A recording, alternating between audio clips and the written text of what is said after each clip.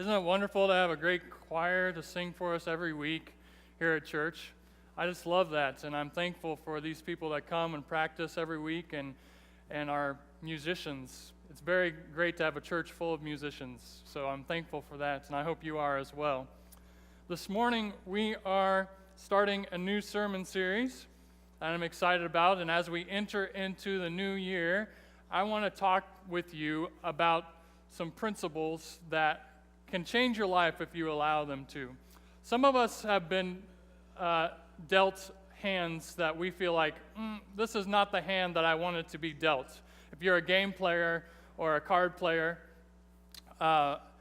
or you play cards, you know that sometimes you get dealt cards that are not the best cards. It's like, man, I wish I wouldn't have had that happen to me. It would have worked out better had I not gotten this hand and I got a different hand. And often we compare that in ways in which we experience things in life. Sometimes we're dealt a hand and we're like, this isn't what I wanted to happen. But God has designed principles into the world, no matter what hand we've been dealt, that we can experience joy and peace and hope and fulfillment and richness in our life, no matter what hand we've been dealt. And so I want to talk to you about some of these principles that are like the bedrock to our faith. If you were to search the scriptures and look through them and say, okay, what are the 5 bedrock truths of the scriptures that God wants to live and apply to our lives, these truths would be some of those truths that you would say, yes, this is how God wants me to live. And sometimes as we start out a new year, it's good to remind ourselves of the bedrock truths, the foundations of where we want to jump off of from, how we are to live our lives. And so we're going to look over the next 5 weeks over some of these bedrock truths. And these will not be like things that you haven't heard before. So you're going to hear them and be like, oh yeah, well, tell me something I don't know, Pastor Will. But the thing is about some of these bedrock truths that we've heard over and over again is we've heard them so much that we're like, oh yeah, that's nice, but we haven't taken the time to apply them and actually live out these truths in our lives. And so it's good to remind ourselves at the beginning of the year, oh, these are the things that God has called me to, and if I will live out these things in 2019, I will see joy and fulfillment and purpose and meaning in my life if I live out these things. And today, the first one we're going to talk about is something Jesus said, if we live this out, we will be fulfilling all the law and all the prophets if we will live this out, along with loving God with our heart, mind, soul, and strength. He said, this is the second greatest commandment, to love your neighbor as yourself, or the golden rule as we call it, do unto others as you would have them do unto you. And we find that in Matthew 7:12. Jesus just went through the Sermon on the Mount. He goes through a list of you're blessed if you do this, you're blessed if you do this, you're blessed if you do this. And to kind of summarize the whole list of the Sermon on the Mount, he says, so in everything, do to others what you would have them do to you. For this sums up the law and the prophets. And so almost summarizing not just the law and the prophets, but the Beatitudes, the Sermon on the Mount, he comes with this phrase, do unto others as you would have them do unto you. And we've come to call this the golden rule, but this is something that is ingrained into culture everywhere, a principle that people live by, not just Christians, but almost every religion has some form of this phrase within their religion that says, this is a good thing, to do unto others as you would have them do unto you. And even secularists and atheists would say, this is a principle that we should all live by. Treat others the way you would like to be treated. And so this is a great principle, but not one without criticism. If you look up the golden rule, Google it, Google the golden rule, there are people that have said, well, the golden rule is good, that's good, but it doesn't go far enough. Actually, on an article in Psychology Today, they said the title of the article was How the Golden Rule Makes Us Dumb. And I wanted to read that. I wanted to just look at the title of the article and say, well, I think that article's dumb. But that wouldn't be practicing the golden rule, now would it? So I read the article, and in it makes some decent points about the golden rule. And they said, and there's been books and things written about this, that actually there's a platinum rule. Whether you agree with this or not, they have a point. The platinum rule is treat others as they would like to be treated. Treat others as they would like to be treated. Now, you can also find some faults with that, but it plays off of this idea that Jesus talks about, not just do unto others as they would have you do unto them, but love others as you would like to be loved. Love others as you would like to be loved. For instance, we can't just do unto others as we would have them do unto us, because say you're from the South and you like things a certain way. You like to be treated in a certain way. What kind of drink is known in the South for being drank? Sweet tea, right? Sweet tea. I don't know what Jim said back there, but it might be a different kind of drink. But sweet tea is something that's served in the South. And if you were offering hospitality to some of your guests, you would offer them sweet tea and be like, here, I'm treating you as I would like to be treated. Well, the problem is, what if the person doesn't like their tea sweetened? What if they like their tea just plain old tea, and you give them how you would like to be treated, sweet tea?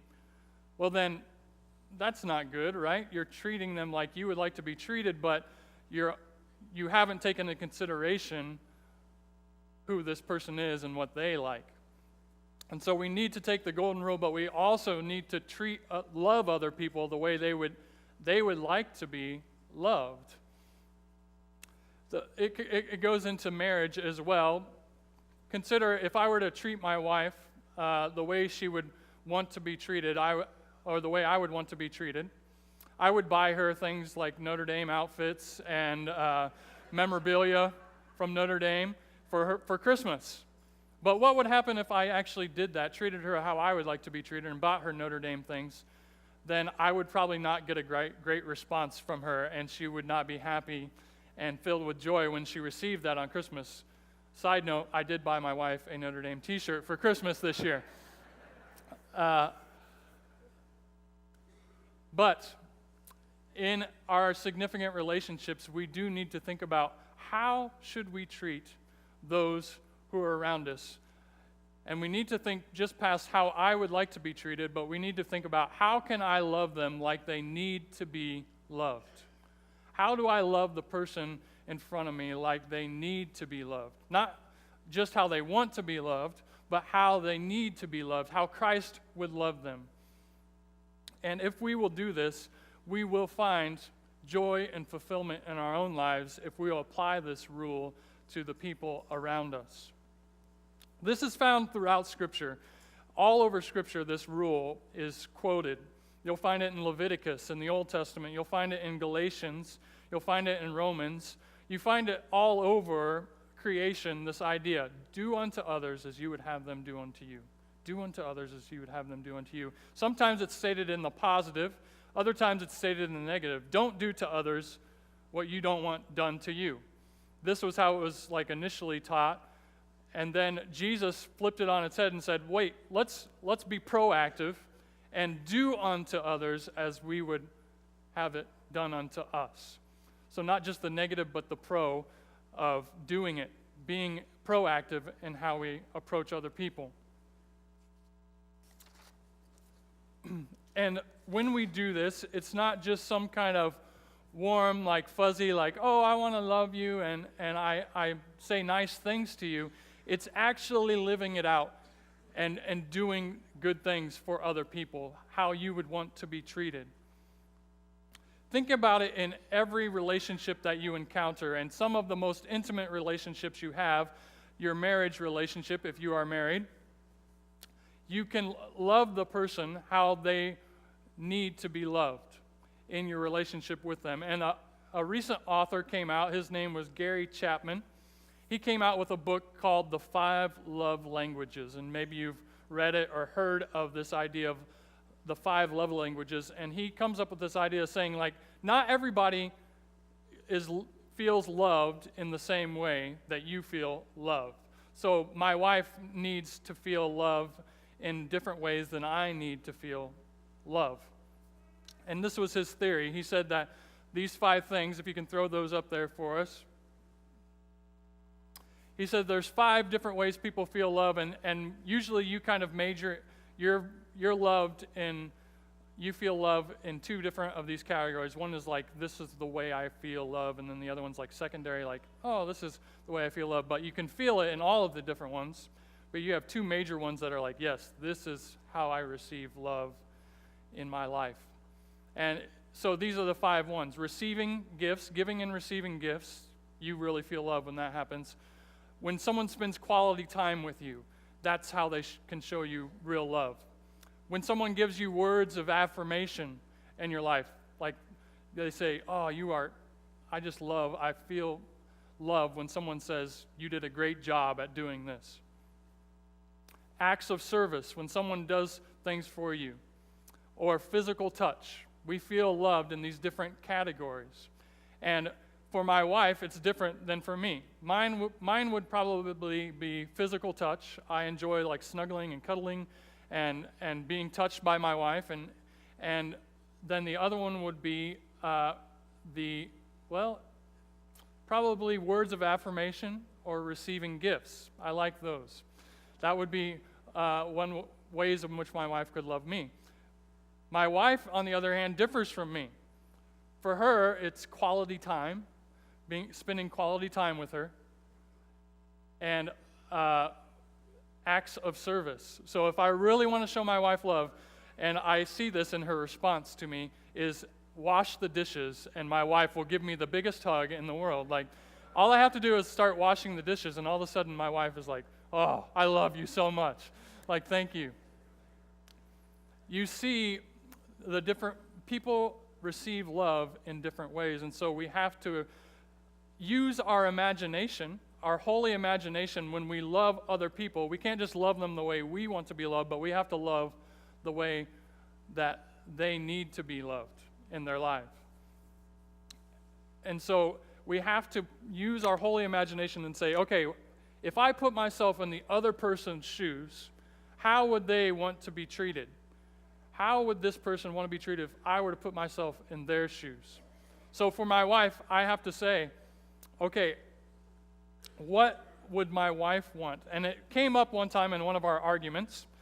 I had been working at the church with a coworker, and one day we went on like a call together, went out, and this was a female person I was working with, and I didn't think to call my wife, which is a no-no in ministry. You shouldn't do this, okay? But I did it.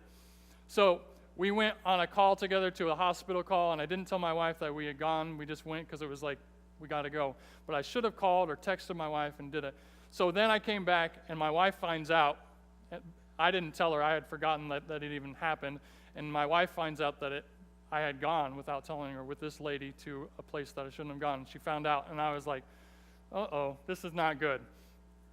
And we were getting into an argument about it, about like, well, and I was defending myself, of course, like, well, you come up with all these excuses when you're arguing with something because you don't want to be wrong. And my wife says this phrase to me. She says, well, how would you feel if I did the same thing to you? And all of a sudden, I had to put myself in her shoes. I had to think, well, how would I feel if that was done unto me?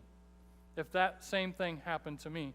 And as I thought about it, I put myself in my wife's shoes. I thought, I would hate that. I would be so ticked off. I would be really upset and mad if my wife went with some other guy to a hospital visit and then didn't tell me. And so I used my imagination, and I thought, this is what it would be like in Amber's shoes. And it transformed how I felt when I went out to do calls with somebody else or did something, I made sure that my wife knew about it. And I had to correct the way that I treated my wife because of that. These are the kind of things we need to think about when we're dealing with other people, not just intimate relationships, but every relationship we can apply the golden rule to. Think about when a telemarketer calls you on the telephone during dinner time, right? Put yourself in that telemarketer's shoes for a second, though. These people have been hired, right? They've been hired to work this job. And they're getting paid probably like I don't know what they're getting paid, but maybe let's say $8 an hour to call these people, and it's probably not the most enjoyable job to do in the world, calling people, and then they're like upset because they're calling at dinner time. They have to call at dinner time, and the person's like, yeah, I got to make another one of these calls for these people. But this is my job. This is what I'm getting paid to do, so I'm going to do it. And so you pick up the phone as a Christian who has now heard a sermon on doing unto others as you would have them do unto you. How will you treat that person who calls you as a telemarketer during dinner time? You'll still hang up? Or put yourself in their shoes for a second. Just what would they wish one person would treat them like when you talk to them on the phone? What is that person thinking? Like, man, I just wish today when I called somebody, they didn't yell at me and scream at me and hang up in anger. Like, what if we lived differently? The teachings of Jesus, even in our little things in our lives. And instead of hanging up in anger, we said, you don't have to buy what they're selling to treat them with respect. But you can say, you know what, I'm not interested in what you're doing, but I pray God's blessing upon your life. I pray that you have, success in your life, whatever you're going through. May God bless you. And it's something as simple as that can change a person's day for them. It can change a person's life by you offering kindness and respect, how you would like to be treated if you were making those phone calls, treating them the way that you would like to be treated. This is the power of this command that Jesus gives us, this promise that he gives us. If we treat others with the same respect that we would like to be treated with, then it can change people's lives. It happens in our intimate relationships. It happens when we deal with telemarketers. What if we did it in our Facebook conversations with other people? I know some of you are on Facebook. I've seen you on there. And I won't sell everything that you've put on Facebook, but it's out there for everybody to see, right? And some of us, in our social media interactions with other people, are we putting out there words that treat other people with the respect that we would like to be treated with? Are we loving people with the respect that we'd like to be treated with in our social media? It's a concept that transfers over to business as well. There was a man named James who grew up. His father was a Baptist pastor. He lived in Missouri. And they instilled in James this respect, this idea of treat other people as you would like to be treated. And he was hammered his whole life, the golden rule, the golden rule, the golden rule. And so he grew up with this concept, and he thought, you know what, that would make a good concept for a store. And so he opened up this chain of stores, and he started in Wyoming. And in Wyoming, he started a chain of stores called the Golden Rule Store. And it was like a dry goods kind of store, and it sold things to different people. And he thought, okay, I'm going to put this sign up on my building, the Golden Rule, and I'm going to treat people with respect. When they come in the door, I want to treat them like I would like to be treated. And so he taught all the people that worked at the store, you treat the customer like you would like to be treated. And he actually then treated his employees the same way. And he was one of the first people to call his co-workers, the people that worked with him, associates. And he was a pioneer in developing this idea of profit sharing, sharing the profits with the people who he worked with. He treated his employees with how he would want to be treated, and he treated the people that came in his store how they would want to be treated. And his store started to grow.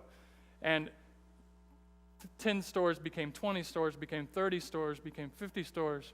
And he started getting so big that the rules of what he was doing, he ended up changing the name to the name of his name. James Cash Penney was his name. And he developed this store called J.C. Penney's, if you've ever heard of it. It's now gone through some tougher times, but for a while it was one of the most successful chain stores in all of the United States. And it was developed on this principle of the golden rule, to treat others with the way that you would like to be treated. And so we see this principle. It can make a great success in people's lives if you will follow the golden rule. The founder of Southwest Airlines says that if you will follow the golden rule, treat others with the respect that you will do, everything else in business will fall in place if you will use that as your guiding principle. Founder of Southwest Airlines, and that's a very successful business as well. It works in business, it works in intimate relationships, but I'm guessing all of you are saying, yeah, that's fine if you treat others with respect, but what if you have to give somebody a hard message? What if you have to correct someone and change the way that they're doing something? You see they're doing something bad. You can't just treat them all nicey nice and make things good. You have to do something about it. Well, you can still bring correction the way that you would like to be corrected, right? You can still treat other people with respect and love, even if you have to bring correction into their life. I think about, what if in your performance reviews of people, if you have to do a performance review of somebody, what if you said, how would I like to receive a performance review? And it would change the way that you do performance review, because you would say, oh, I would like to be told the ways in which I can improve. I would like to be told the ways in which I could do a better job. And so I'm going to do my performance reviews from now on by treating other people the way I would like to be treated in a performance review. I have a video I want to show of a person who has a job who is not the easiest job in the world, because he's always constantly giving people bad news. And he's a guy that gives out speeding tickets. And I want to show you the way that he treats his job and how people respond to him. So if you play that video for me real quick.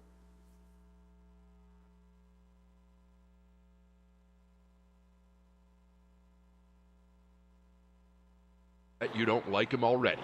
Seeing him there, hiding in the shadows. Why can't he go catch some real criminals, you may be thinking? Or no wonder he has a record number of complaints. Who wouldn't complain about a guy whose sole purpose in life is to ruin your day? Go around the corner. By the very nature of the business, all LA County traffic cops can expect to get at least a few complaints every year. A lot of them are petty, people just mad because they got a ticket. But regardless, they all get documented and placed in the officer's personnel file. Which is why Captain Pat Maxwell was stunned when he started looking through Simmons' file. I just said that's not possible. Although he did see lots of commendations. Looking back over the last 20 years, over the last 25,000 traffic stops, Captain Maxwell couldn't find one complaint. A record. 0. I mean, Vegas or MIT could not give you the odds with the statistical probability of that. Obviously, Elton is doing something right. Something, yeah, it's got to be something. Do you know what it is? No. No idea. No. Until the captain told him, Elton didn't even know he had such a record, let alone how he got it. It's just how I do it every day. So we trailed him for a day to see if we could figure out how he does it. Yeah, what's going on? How you doing today, man? First thing I noticed was that he has this pitch-perfect mix of authority I need you to take care of that. and diplomacy, I don't want to keep pulling you over, though. with none of the attitude that sometimes comes with a cop. That's okay. That's good. Just be careful, all right? I'm here with you. I'm not up here. Because one thing I hate is to be looked down at. I can't stand it. So I'm not going to look down at you. That's why, in lieu of a lecture, he gives most people the benefit of the doubt. So it happens. Of course, they still get the ticket, It happens. just not the guilt trip. And drivers seem to appreciate that. You know, it's not that bad. So much so that by the end, some are downright smitten. You know what it is? It's his smile. Really? He's got a great smile. Really? Oh, yeah. You're giggling now. You Yeah, just got a ticket. I just got a ticket. He's a nice guy. I mean, you know, it's, I mean, how can you be mad at that guy? Apparently, you can't. Disarming. That's it, disarming. Time after time, Very kind. ticket after ticket. Never so happy to get a ticket in my life. We saw Officer Elton Simmons melt away a polar ice cap of preconceptions. And his boss says there's a lesson in there for hard-nosed traffic cops everywhere. Their excuse is, well, I give tickets all day long. I'm going to get complaints. Well, that's not true. There's a way. There is a way to do it. And Elton Simmons is the way. Certainly, no complaints here. Steve Hartman, on the road in Los Angeles.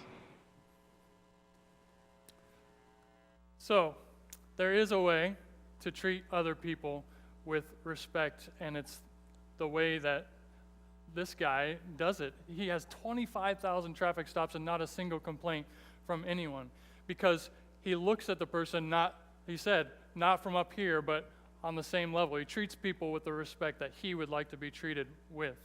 And when you do that, you see that your relationships are healthier and more productive because you're willing to treat other people with the love that they deserve to be treated with.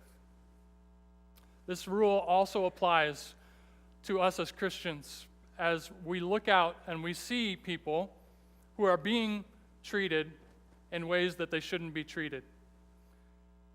John F. Kennedy gave a very famous speech where he talked about these people who were being admitted into a college for the first time down in the South, and he gave a speech to the nation because this was the first time that black people were being admitted into a white college.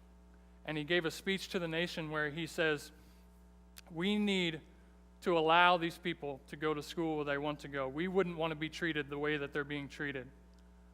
And so if we wouldn't want to be treated that way, we can't allow the country to treat these people that way either. The golden rule is everywhere.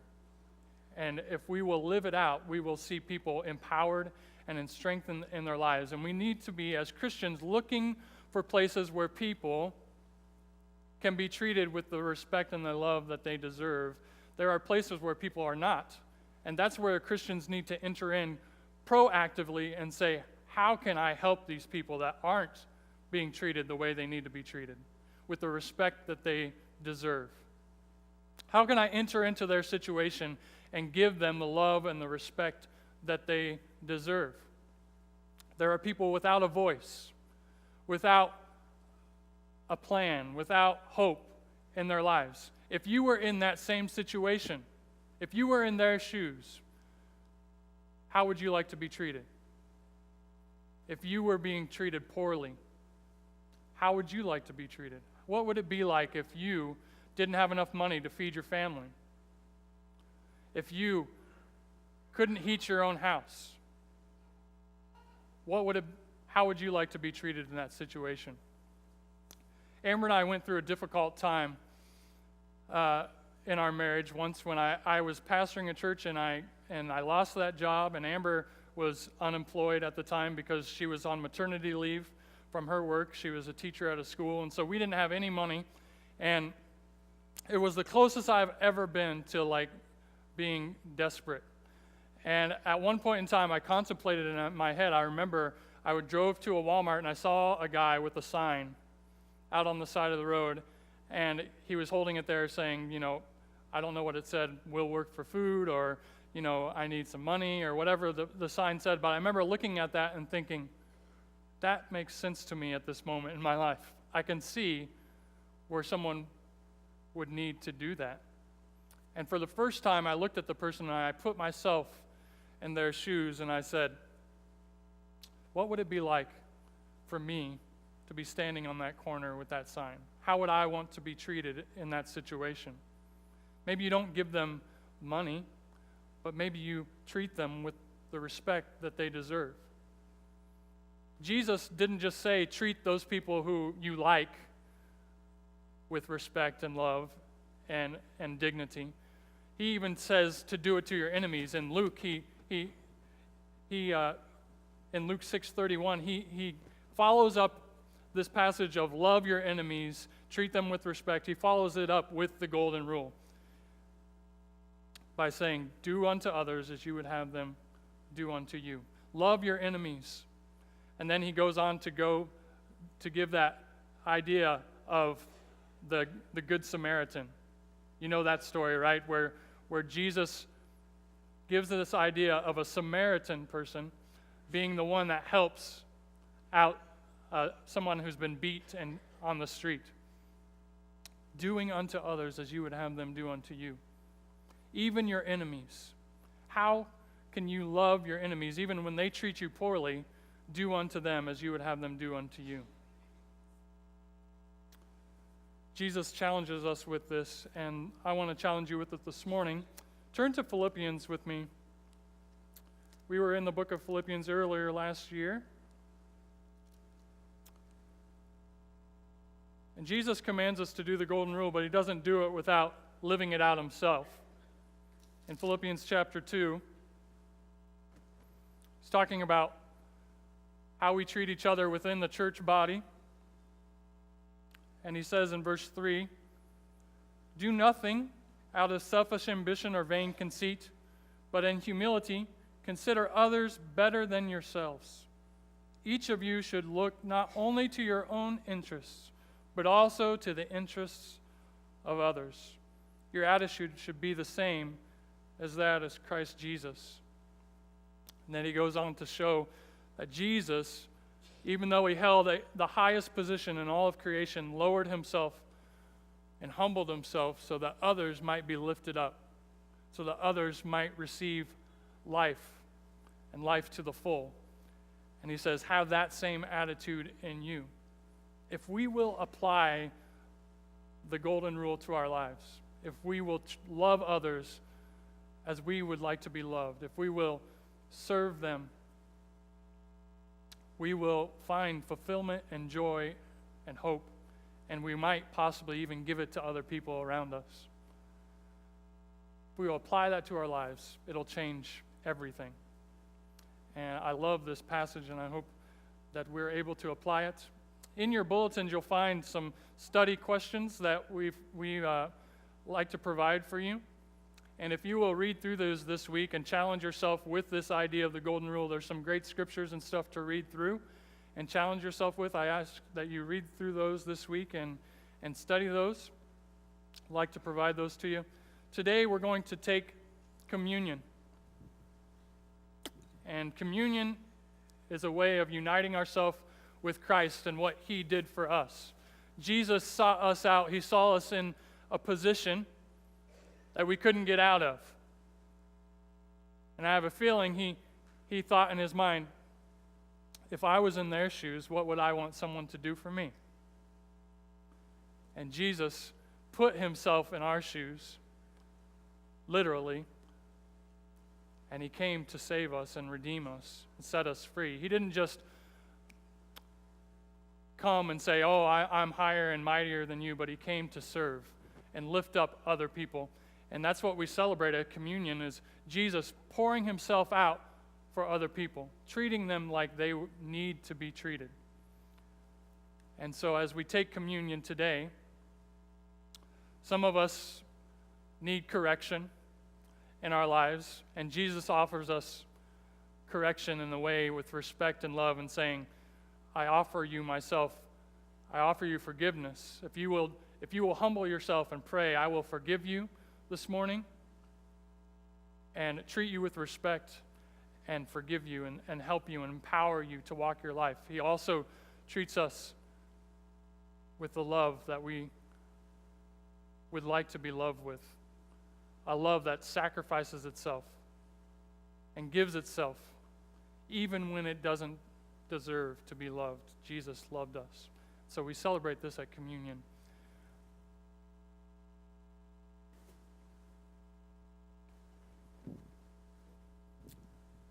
Jesus, on the night that he was going to be betrayed and die on a cross for those who turned their back on him, he met with his disciples in the upper room, and his disciples were arguing, well, who's the greatest among us? Who's the best among us? And they were fighting back and forth, who's the best? And Jesus got down, he put a towel around his waist, and he served his disciples. And then he had a meal with them, and he took bread and he broke it, and he said, "This is what I'm about to do for you all." He broke the bread and he said, "This is my body that I'm going to break for you." As often as you eat this meal, this bread, remember the sacrifice that I made for you and do likewise. Then after the meal, he took a cup of wine and he poured it out. He said, "This is my blood poured out for you."